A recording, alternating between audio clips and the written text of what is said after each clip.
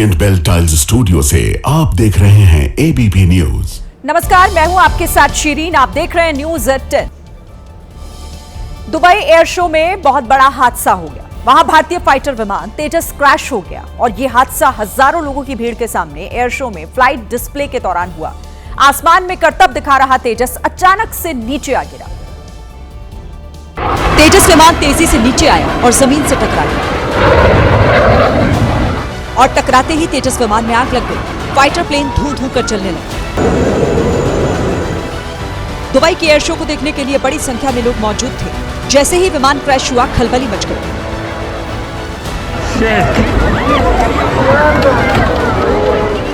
लोग हैरान रह गए कि ये क्या हुआ। हादसे के बाद हवाई अड्डे के ऊपर काला धुआं उठने लगा। वहां जितने लोग मौजूद थे उतने कैमरों में हादसे की तस्वीरें कैद हो गई। हादसे के बाद ये वीडियो सबसे पहले आया। दूसरे कैमरे में पहले ऊपर जाते दिखा, फिर अचानक से नीचे गिरने लगा। तीसरे कैमरे में आप साफ देख सकते हैं कि जैसे ही विमान ने गोता लगाया, पायलट ने उसे ऊपर ले जाने की कोशिश की, लेकिन विमान जमीन से टकरा गया। जमीन से टक्कर होने के पहले ही लोग गिरते विमान को देखकर चिल्लाने लगे और देखते ही देखते सब कुछ खत्म हो गया। दुबई में जो तेजस क्रैश हुआ, उसे विंग कमांडर नमन सियाल उड़ा रहे थे, जो हिमाचल प्रदेश के कांगड़ा जिले के रहने वाले थे। नमन चाहते तो अपनी जान बचा सकते थे, लेकिन उन्होंने ऐसा ना करते हुए एक बड़ा हादसा टाल दिया। क्योंकि दुबई एयर शो में बड़ी संख्या में छोटे बड़े फाइटर जेट और मालवाहक विमान पहुंचे थे। साथ ही एयर शो को देखने के लिए दुनिया भर से हजारों की संख्या में लोग वहां पर मौजूद थे। ऐसे में उड़ान भरते ही जब तेजस में तकनीकी खराबी आई तो पायलट ने सूझबूझ दिखाई और उसे भीड़ की तरफ नहीं जाने दिया। कहा यह जा रहा है कि पायलट को अनहोनी का अंदेशा पहले हो गया था, लेकिन खुद को बचाने से पहले वो फाइटर जेट को कार्यक्रम से दूर ले जाना चाहते थे, जहां जाकर तेजस क्रैश हो गया। जरा सोचिए कि अगर तेजस भीड़ वाली जगह पर गिरा होता तो यह हादसा और कितना बड़ा हो सकता था। दुबई एयर शो में दुनिया भर के विमानों का प्रदर्शन किया जाता है, इसीलिए यहां दुनिया की बड़ी एरोस्पेस कंपनियां, एयरलाइंस, एयरफोर्स और टेक्नोलॉजी कंपनी अपने नए विमान, हेलीकॉप्टर, हथियार सिस्टम और एरोस्पेस टेक्नोलॉजी दिखाने के लिए जुटती हैं। तेजस भी अपना दमखम दिखाने के लिए वहां पर पहुंचा था, लेकिन हादसे का शिकार हो गया। दुबई एयर शो में भारत की ओर से कई विमानों के साथ तेजस भी अपनी कलाबाजी दिखाने के लिए गया था, लेकिन एयर शो के आखिरी दिन तेजस उड़ान भरने के दौरान नियंत्रण खो बैठा और क्रैश हो गया। दुबई एयर शो की शुरुआत 1989 में हुई थी। इस तरह का एयर शो दुबई के अल मक्तूम इंटरनेशनल एयरपोर्ट पर हर 2 साल पर आयोजित किया जाता है, लेकिन दुर्भाग्य से 600 करोड़ रुपए का तेजस हादसे का शिकार हो गया और इस दुर्घटना में तेजस के पायलट की मौत हो गई। इस बात की पुष्टि एयरफोर्स ने की है। तेजस जेट क्रैश होने की यह दूसरी घटना है। इससे पहले 2024 में राजस्थान के पोखरण में युद्धाभ्यास के दौरान इंजन फेल होने की वजह से तेजस क्रैश हो गया था। भारत लंबे समय से तेजस फाइटर जेट पर जोर दे रहा है। इसे आप आत्मनिर्भर भारत से जोड़कर भी देख सकते हैं और नए भारत की आन बान शान कह सकते हैं। भारत की कोशिश है कि रूस, फ्रांस और अमेरिका से आयातित विदेशी लड़ाकू विमानों पर निर्भरता खत्म की जा सके।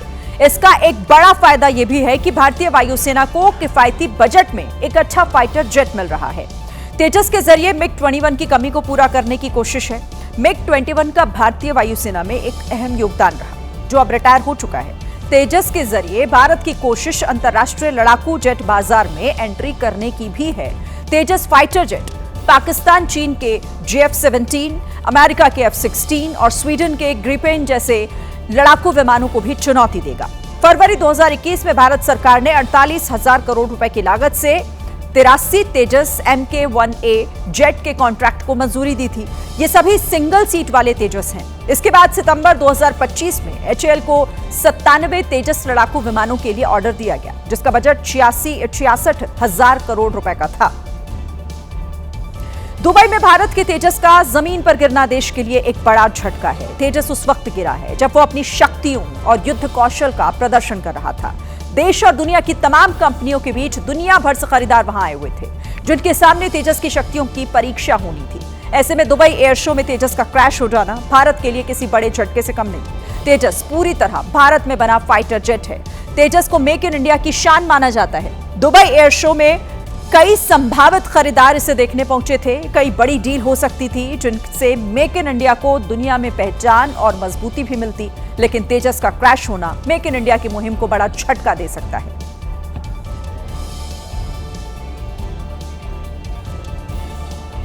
देखिए, ऐसा नहीं है कि पहली बार तेजस किसी हादसे का शिकार हुआ हो। इससे पहले एक और ऐसी घटना हो चुकी है। तेजस पहली बार साल 2024 के मार्च महीने में राजस्थान के जैसलमेर में क्रैश हुआ था, जब यह तेजस के साथ हादसे की पहली घटना थी। तब जो तेजस क्रैश हुआ था वो सिंगल इंजन वाला फाइटर जेट था। हालांकि इस हादसे में पायलट सुरक्षित बच गया था। हादसा उस वक्त हुआ था जब तीनों सेनाओं की एक्सरसाइज चल रही थी और तेजस उसमें हिस्सा लेने वहां गया था। जांच के बाद हादसे की संभावित वजह सामने आई, जिसमें यह बताया गया कि इंजन सीज हो गया था, जिसके चलते यह हादसा हुआ था। तेजस का इंजन सीज होने के चलते ऑयल पंप में खराबी आ गई थी। आगे बढ़ते हैं, बात करेंगे महाराष्ट्र की, जहां पुणे में एक गांव के लोग एक तेंदुए से डरे हुए हैं। तेंदुआ आए दिन लोगों पर हमला कर रहा है, लेकिन अब इन लोगों ने तेंदुए का इलाज ढूंढ निकाला है। ये लोग अपने गले में जो चीज बांध रहे हैं उसके चारों तरफ बड़ी बड़ी कीलें लगी हैं, क्योंकि तेंदुआ सीधे गले पर हमला करता है और अगर तेंदुए ने इनके गले को दबोचने की कोशिश की तो उसे नुकसान होगा। कुछ दिन पहले एक महिला ने अपनी आंखों से तेंदुए के हमले को देखा था। तब तेंदुए ने एक कुत्ते पर अटैक किया, लेकिन कुत्ते की गर्दन में कील वाली बेल्ट थी, जिसके चलते कुत्ते की जान बच गई और उसी के बाद इन किसानों ने भी कील वाली बेल्ट पहनने का फैसला किया। इसे देखते हुए अब प्रशासन इलाके में 3000 से ज्यादा कील वाली बेल्ट बांट रहा है, ताकि खेत में काम करने वाले लोग सुरक्षित रहें। दरअसल शिरूर तालुका के पिपरखेंड इलाके में पिछले 20 दिनों में 3 लोगों की जान तेंदुए के अटैक से जा चुकी है। लगातार बढ़ रहे खतरे के बीच अब गांव के लोगों ने सेल्फ डिफेंस के लिए एक अनोखा तरीका खोज निकाला, जिसकी चर्चा दूर दूर तक हो रही है। प्रशासन का भी मानना है कि पिछले कुछ समय से तेंदुए के हमले के मामलों में बढ़ोतरी आई है। प्रशासन की टीम भी गाँव में तैनात है। कुछ तेंदुओं को पकड़ा भी गया, लेकिन इनकी संख्या इतनी ज्यादा है कि प्रशासन की सारी कोशिश फेल साबित हो रही है। बिहार की सियासत से आज एक बड़ी खबर आई। बिहार में पहली बार ऐसा हुआ कि अब गृह मंत्रालय मुख्यमंत्री नीतीश कुमार के पास नहीं रहेगा, बल्कि अब इसे डिप्टी सीएम सम्राट चौधरी संभालेंगे। जैसे ही बिहार सरकार की तरफ से चिट्ठी सामने आई, कई लोग चौंक गए, क्योंकि गृह विभाग के आगे सम्राट चौधरी का नाम लिखा था। मुख्यमंत्री नीतीश कुमार अब सिर्फ सामान्य प्रशासन, मंत्रिमंडल सचिवालय, निगरानी और निर्वाचन जैसे विभाग ही संभालेंगे। हम लोग पहले ही से कह रहे थे कि सिर्फ और सिर्फ नीतीश कुमार इस बार चेहरा रहेंगे और सारा खेल भारतीय जनता पार्टी उनके चेहरे को सामने रख करके खेलने का कार्य करेगी। इस फैसले को लेकर कांग्रेस ने भी कुछ भविष्यवाणी की है। नीतीश कुमार जी से तो अभी सिर्फ गृह विभाग छीना गया है, कुछ दिन बाद मुख्यमंत्री की कुर्सी भी छीन ली जाएगी और उसके बाद उनसे उनका जदयू भी छीना जाएगा। हालांकि जेडीयू कह रही है कि मुख्यमंत्री ही सभी विभागों के प्रधान हैं और रहेंगे। आदरणीय मुख्यमंत्री नीतीश कुमार जी सभी विभागों के प्रधान होते हैं और सभी तरह की फाइलें उनके पास ही आती है। इस फैसले के बाद जेडीयू की तरफ से सोशल मीडिया पर एक पोस्ट किया गया और लिखा गया, नीतीश सरकार के साथ बरकरार रहेगा कानून का राज। कल पटना के गांधी मैदान में जिन 26 मंत्रियों ने शपथ ली थी, आज उन सभी मंत्रियों को उनके विभाग दे दिए गए। कई अहम मंत्रालय इस बार बीजेपी कोटे के मंत्रियों के पास रहेंगे।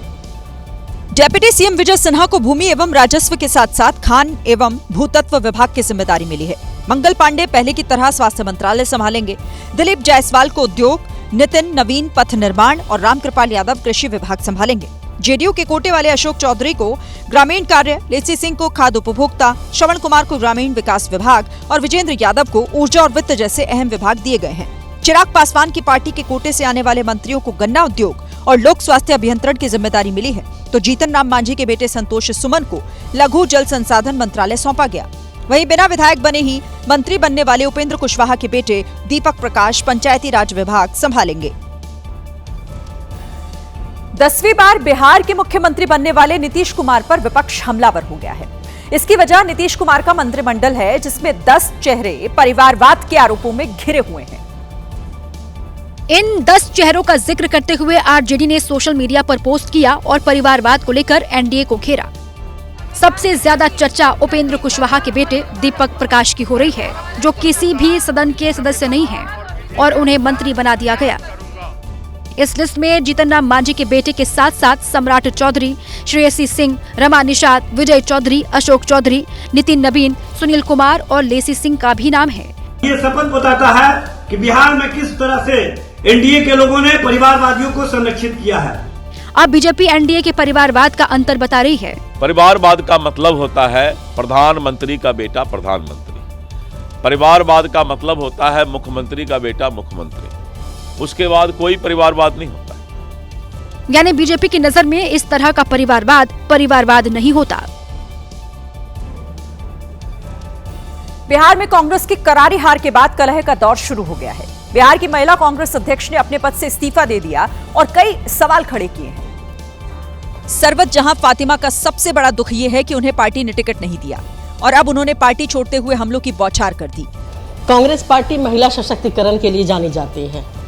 बिहार प्रदेश कांग्रेस कमेटी ने इस बार 61 सीटों पे चुनाव लड़ा और सिर्फ 8% का रिप्रेजेंटेशन महिलाओं को मिला। महिलाओं को की अनदेखी की गई। सरबत जहां ने पार्टी अध्यक्ष और प्रदेश प्रभारी पर कई तरह के आरोप लगाए। इधर कांग्रेस दफ्तर के बाहर हंगामा भी देखने को मिला। राजेश राम दफ्तर के अंदर बैठे थे और बाहर उनके खिलाफ नारेबाजी हो रही थी। कई नेता आरोप लगा रहे हैं कि टिकट बंटवारे में बड़ी बड़ी गलतियां की गई, जिसका नतीजा ये हुआ कि कांग्रेस 6 सीटों पर सिमट गई। देखिए, बिहार में इस बार हुए चुनाव में चिराग पासवान मजबूत होकर उभरे हैं। अब उन्होंने एक ऐसी बात कह दी है जिससे मुख्यमंत्री की कुर्सी का एक इशारा माना जा रहा है। बिहार में ये चर्चा अक्सर होती रहती है कि चिराग पासवान कभी बिहार के मुख्यमंत्री बन पाएंगे या नहीं। अब इस पर चिराग ने खुलकर अपनी बात कही। केंद्र में अपनी जिम्मेदारियों को निभाते हुए 2030 आते आते तक यकीनन बिहार की राजनीति में सक्रिय भूमिका में आप मुझे देखेंगे, ये मैं भी मानता हूँ। सिर्फ चिराग पासवान ही नहीं, उनकी मां भी मान रही हैं कि 2030 में चिराग ही मुख्यमंत्री बनेंगे। आने वाले समय में 2030 के लिए एक माँ का आशीर्वाद है। बिल्कुल आशीर्वाद। चिराग पासवान ने कहा कि आज के वक्त में डिप्टी सीएम का पद मांगकर वो खुद को लालची नहीं दिखाना चाहते। पश्चिम बंगाल में एसआईआर पर इन दिनों सियासी युद्ध छिड़ा हुआ है। कल ममता बनर्जी ने चुनाव आयुक्त को एक चिट्ठी लिखी थी जिसमें उन्होंने इस प्रक्रिया को बंद करने के लिए कहा था। और अब बीजेपी नेता शुभेंदु अधिकारी ने मुख्य चुनाव आयुक्त ज्ञानेश कुमार को चिट्ठी लिखी है। शुभेंदु ने आरोप लगाया कि टीएमसी सरकार निर्वाचन आयोग को कमजोर और अवैध वोट बैंक को बचाने की कोशिश कर रही है। ममता बनर्जी जी, कान खोल के सुन लीजिए। देश संविधान से चलता है और अगर देश के निर्वाचन आयोग ने फैसला लिया है कि एसआईआर होगा 12 प्रदेशों में, तो वो होकर रहेगा। उधर टीएमसी का कहना है कि बीएलओ मानसिक दबाव से गुजर रहे हैं, इसलिए ममता बनर्जी ने चिट्ठी लिखी थी। इस स्थिति में जहां जनता की परेशानियां इतनी बढ़ रही हैं, जहां बीएलओस के ऊपर इतने दबाव है, इस स्थिति में एसआईआर एक्सरसाइज को तुरंत स्थगित करना चाहिए। पश्चिम बंगाल में अगले साल विधानसभा चुनाव होने हैं। ऐसे में एसआईआर का ये मुद्दा फिलहाल तो थमता हुआ नहीं दिख रहा है। गुजरात के खेड़ा में बीएलओ के तौर पर काम कर रहे एक शिक्षक की हार्ट अटैक से मौत हो गई। परिवार का आरोप है कि वोटर लिस्ट के काम के दबाव के चलते उनकी मृत्यु हुई। रमेश भाई परमार एक प्राथमिक स्कूल में टीचर थे और पिछले 25 सालों से सेवाएं दे रहे थे। इन दिनों राज्य में एसआईआर का काम तेजी से चल रहा है और इसी काम में उनकी ड्यूटी लगी हुई थी। परिवार के मुताबिक रमेश भाई बीएलओ के काम के कारण काफी तनाव में थे और अक्सर देर रात तक काम करते थे। रात ઊંઘી જાય એટલે સવારે 5 વાગે ઉઠવાની ટેવ હતી અમને। બીએલઓની કામગીરીના લીધે થાક્યા એટલે ઊંઘવા દે। થોડી વાર પછી કલાક પછી 7:30 વાગ્યાની આજુબાજુ 2 અવસ્થામાં હતા એટલે અમે ગભરાઈ ગયા એટલે પછી અમે તાત્કાલિક ખાનગી વાહન મારફતે દવાખાને લઈ ગયા। इस तरह की एक और घटना गुजरात के गिर सोमनाथ से भी सामने आई है, जब बतौर बीएलओ काम कर रहे अरविंद वाढेर ने आत्महत्या से पहले एसआईआर काम से परेशान होने का जिक्र किया था। देखिए, केरल में हो रहे एसआईआर का मुद्दा अब सुप्रीम कोर्ट तक जा पहुंचा है। सरकार ने स्थानीय निकाय चुनावों के खत्म होने तक एसआईआर को स्थगित करने की याचिका सुप्रीम कोर्ट में दाखिल की थी, जिस पर सुप्रीम कोर्ट ने चुनाव आयोग को नोटिस जारी कर जवाब मांगा। मामले की अगली सुनवाई 26 नवंबर को होनी है। केरल सरकार ने कोर्ट में तर्क दिया है कि निकाय चुनाव के लिए 1,76,000 कर्मचारी और 68,000 से ज्यादा सुरक्षा बलों की जरूरत है, जबकि एसआईआर के लिए अतिरिक्त 25,668 कर्मी चाहिए। इससे प्रशासनिक मशीनरी पर भारी दबाव पड़ेगा और सामान्य शासन व्यवस्था ठप हो जाएगी। याचिका में निर्वाचन आयोग से अपील की गई कि चुनाव प्रक्रिया पूरी होने तक एसआईआर को स्थगित किया जाए। राज्य में होने वाले कुल 23,612 वार्ड के लिए चुनाव 2 चरणों में 9 और 11 दिसंबर को होने हैं, जबकि वोटों की गिनती 13 दिसंबर को होगी।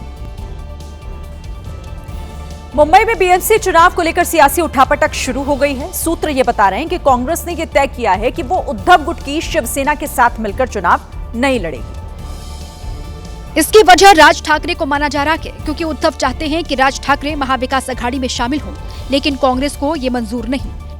वहीं कांग्रेस शरद पवार की एनसीपी के साथ मिलकर कुछ सीटों पर चुनाव लड़ना चाहती है। इसको लेकर बुधवार को शरद पवार के आवास पर कांग्रेस का प्रतिनिधिमंडल भी पहुंचा था। वहीं सूत्र बता रहे हैं कि शरद पवार महाविकास अघाड़ी को टूटने से बचाना चाहते हैं और उद्धव ठाकरे को भी साथ रखना चाहते हैं। अब अगले हफ्ते शरद पवार की एनसीपी और कांग्रेस की बैठक होगी, जिसमें तय होगा कि कौन किसके साथ रहेगा और कौन किसके खिलाफ। उधर उद्धव ठाकरे ने दिल्ली में कांग्रेस हाईकमान से भी संपर्क साधा और मान मनोबल की कोशिश की। चर्चा है कि अगर बात नहीं बनती है तो प्लान बी के तहत उद्धव ठाकरे और राज ठाकरे गठबंधन करके बीएमसी का चुनाव लड़ेंगे। आज केंद्र सरकार ने श्रम कानून में बड़े बदलाव और सुधार की घोषणा की है। अब तक किसी भी संस्थान में लगातार 5 साल की नौकरी पूरी करने के बाद ही ग्रेच्युटी का लाभ मिलता था, लेकिन अब कर्मचारी सिर्फ साल भर की नौकरी करने के बाद भी ग्रेच्युटी का लाभ उठा सकेंगे। इसका लाभ फिक्स टर्म कॉन्ट्रैक्ट वाले कर्मचारी भी ले पाएंगे। 40 साल से ऊपर के कर्मचारियों का हर साल मुफ्त स्वास्थ्य चेकअप भी होगा। ओवर टाइम करने पर कंपनी को 2 गुना वेतन भी दिया जाएगा। युवाओं को जॉब लेटर देना जरूरी कर दिया गया है। साथ ही महिलाओं को समान काम के लिए समान वेतन और सम्मान देने का भी इस लेबर कोड में प्रावधान है।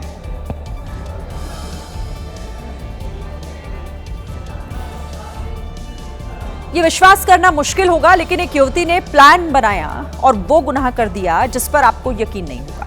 एक बार नहीं बल्कि 24 साल की उम्र में 15 बार। लेकिन कहते हैं कि कानून के हाथ बहुत लंबे होते हैं और आखिरकार ये भी कानून के हाथ से बच नहीं पाई। 24 साल की उम्र में 10 जिलों में 15 शादियां की और दुल्हों से 52 लाख रुपए ठग लिए। लुटेरी दुल्हन के गुनाहों की ये तस्वीरें हैं।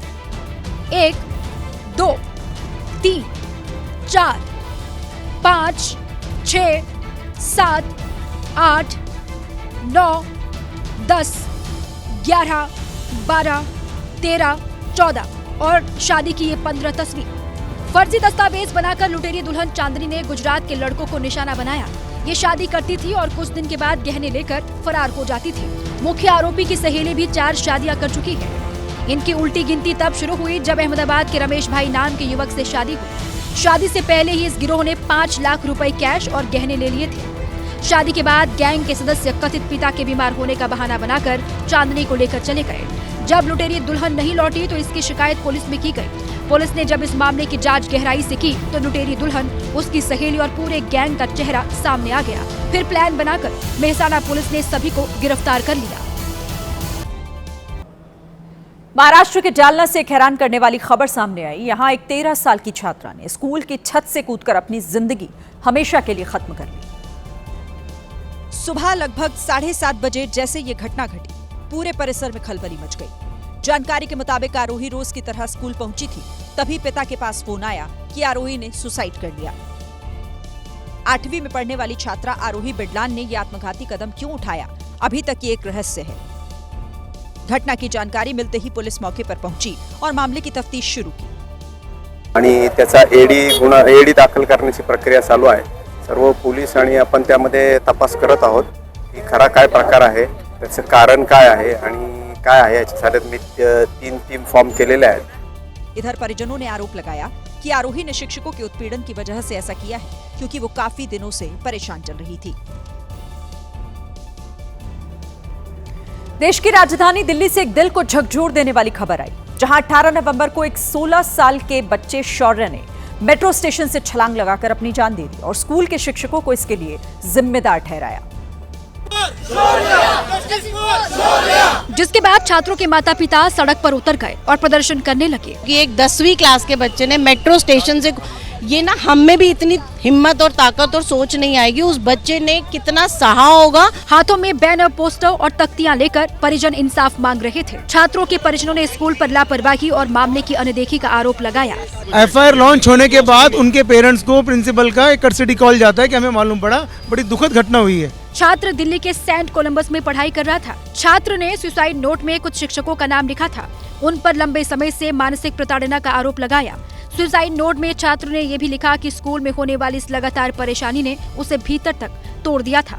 इसलिए उसने मंगलवार सुबह मेट्रो स्टेशन से कूदकर जान दे दी। इस घटना के बाद दिल्ली का सेंट कोलंबस स्कूल सवालों के कटघरे में है।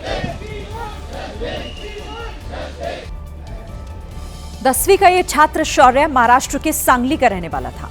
सुसाइड से पहले कई बार उसने अपने पिता से महिला टीचर के व्यवहार के बारे में बात की। पिता ने टीचर को समझाने की भी कोशिश की, लेकिन कोई सुनवाई नहीं हुई। पिछले 8-10 महीने से उसकी शिकायत थी कि मुझे टीचर छोटी छोटी चीजों के लिए डांटती है। मुझे भी कंप्लेंट करी कि बेटा शरारती है, पीछे पुलिस सुनाता है, जोक्स करता है। पिता ने बेटे की उम्र का हवाला दिया, लेकिन आरोप है कि महिला टीचर सुनने को तैयार नहीं थी। लेकिन जब तक पिता स्कूल बदलते उससे पहले ही 16 साल के शौर्य ने राजेंद्र प्लेस मेट्रो स्टेशन से कूदकर जान दे दी। बाकी छात्रों के परिजनों ने जब इस मामले को लेकर हंगामा किया तो दिल्ली सरकार हरकत में आई और जांच के लिए हाई लेवल कमेटी बना दी। कमेटी में जॉइंट डायरेक्टर और प्रिंसिपल समेत 5 लोग हैं। कमेटी को 3 दिन में जांच रिपोर्ट देनी होगी। कुछ कंप्लेंट्स आके मुझे रोज बताता भी रहता है, लेकिन जब मैं कहती हूँ कि मैं जाके मैम से पूछूंगी, वो बिल्कुल डर जाता है, सहम जाता है। तो सोचिए वो क्या एनवायरनमेंट होगा कि टीचर्स इतने फ्रेंडली भी नहीं है कि बच्चा अपना बात जाके घर पे बता पाए। और अब दिल्ली आतंकी हमले से जुड़ी आज की सबसे बड़ी खबर। सूत्रों के मुताबिक ब्लास्ट से कुछ घंटे पहले फरीदाबाद में जो अमोनियम नाइट्रेट बरामद हुआ था, उसे अल-फलाह यूनिवर्सिटी के पास ही एक चक्की में पीसा जाता और फिर वहीं से बम बनाने का कच्चा माल निकलता था। फरीदाबाद के धौज गांव में मिली स्टील की इस चक्की से आतंकी अमोनियम नाइट्रेट पीसते थे और उसी जगह से मिली इस इलेक्ट्रॉनिक मशीन के जरिए अलग अलग मेटल्स को पिघलाया जाता था। ये काम मुजम्मिल एक कैब ड्राइवर के घर पर करवाता। उसकी निशानदेही पर ही अल-फलाह यूनिवर्सिटी से लगे धौज गांव में ड्राइवर के घर से दोनों सामान बरामद हुए। धौज गांव से 4 किलोमीटर दूर फतेहपुर तगा गांव में 10 नवंबर को अमोनियम नाइट्रेट की 50 बोरियां मिली थी। सूत्रों के मुताबिक अब साफ हो गया है कि एक गांव से अमोनियम नाइट्रेट लाकर मुजम्मिल दूसरे गांव की चक्की में उसे पिसवाता था और उसके पाउडर से बम बनाया जाता था।